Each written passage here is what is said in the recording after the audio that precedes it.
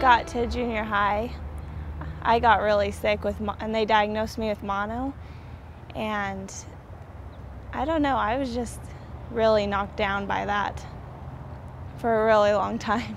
I went to school for like a month, I think, and then I had a withdrawal. And then I was on homebound for months after, and I ended up dropping out of the homebound because I couldn't even do school at my own house.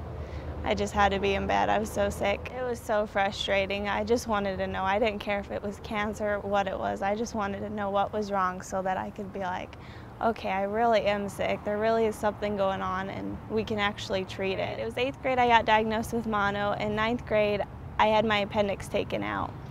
And after that, I just went downhill so fast. Like a month later, I was just feeling even sicker and sicker, and my stomach aches were getting worse. And then 10th grade, I had my gallbladder taken out because it stopped working. And that summer, I was diagnosed with Crohn's disease. And that fall, I was in the ER probably 4 times within a week. And finally, they admitted me and they said, we don't know what's going on, but we got to figure it out because you had a really high positive for Crohn's disease, and all this medication we're giving you isn't helping. So they sent me to Primary Children's down in Utah, and I was there for a month, and they had no idea. They weren't really even trying to figure out anything, and it was really frustrating. And the night I got home from Primary Children's, I was in the ER with like getting 3 bags of fluid.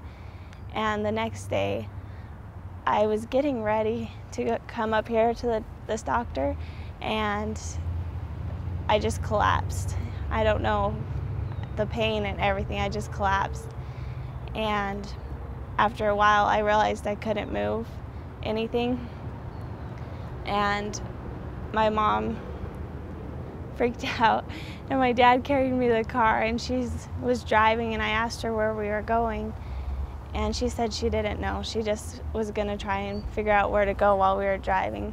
So she started headed towards the hospital, and then I just blacked out, and I don't remember driving up here, but we drove up here.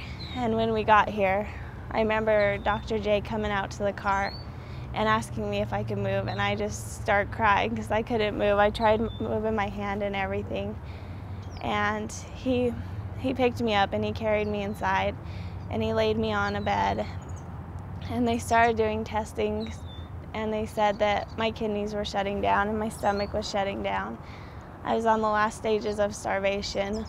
I can't remember what else. There's a lot of stuff. I was in tick paralysis. My body was digesting itself. And so they got me hooked up to this IV, and by the time it was halfway gone, I ate and I didn't throw up. I had been throwing up for like 3 months every single day, and I lost 40 pounds, I think. I was 110.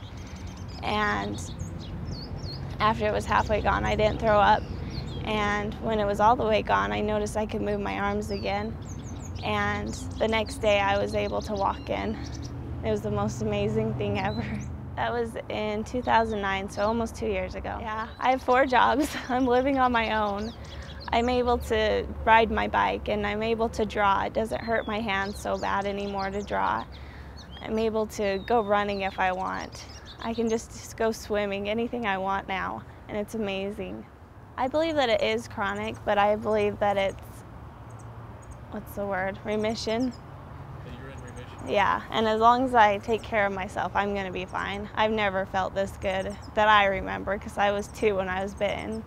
And so I don't remember how I felt before, but this is the best I've ever felt.